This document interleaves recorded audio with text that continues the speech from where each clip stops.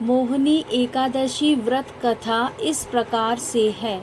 भद्रावती नगर सरस्वती नदी के किनारे बसा था, जिस पर चंद्रवंशी राजा द्युतिमान राज्य करता था। उसे राज्य में कई विष्णु भक्त रहते थे, लेकिन उनमें धनपाल नाम का एक वैश्य भगवान विष्णु का परम भक्त था। वह परोपकार के कई कार्य करता था और लोगों की मदद करता था। उसने नगर में लोगों की सेवा के लिए पानी का प्रबंध किया था। राहगीरों के लिए कई पेड़ लगाए थे। उसके 5 बेटे थे, जिनका नाम सुमना, सद्बुद्धि, मेधावी, सुकृति और धृष्ट बुद्धि था।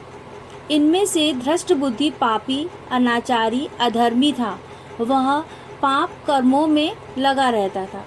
धनपाल उससे बड़ा परेशान था और एक दिन तंग आकर धनपाल ने धृष्ट बुद्धि को घर से निकाल दिया।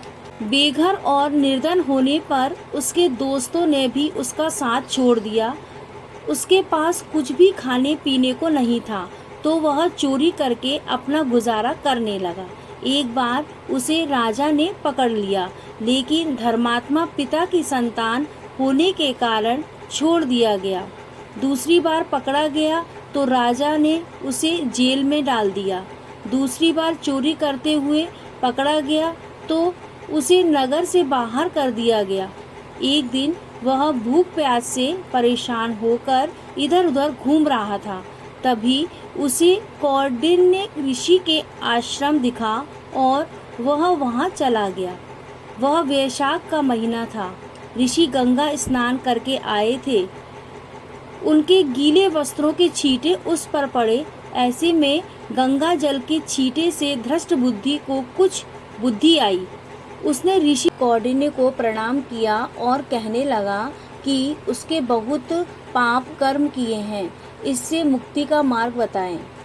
ऋषि कौंडिन्य को धृष्ट बुद्धि पर दया आ गई। उन्होंने कहा कि वैशाख शुक्ल एकादशी को मोहिनी एकादशी का व्रत करो, इससे तुम्हारा उद्धार होगा। इस व्रत को विधि पूर्वक करने से समस्त पाप नष्ट हो जाएंगे और तुम पुण्य के भागी बनोगे। उन्होंने मोहिनी एकादशी व्रत की पूरी विधि बताई। मोहिनी एकादशी के दिन उसने ऋषि के बताए अनुसार विधि विधान से व्रत किया और विष्णु पूजन किया। व्रत के पुण्य प्रभाव से वह पाप रहित हो गया। जीवन के अंत में वह गरुड़ पर सवार होकर विष्णु धाम चला गया।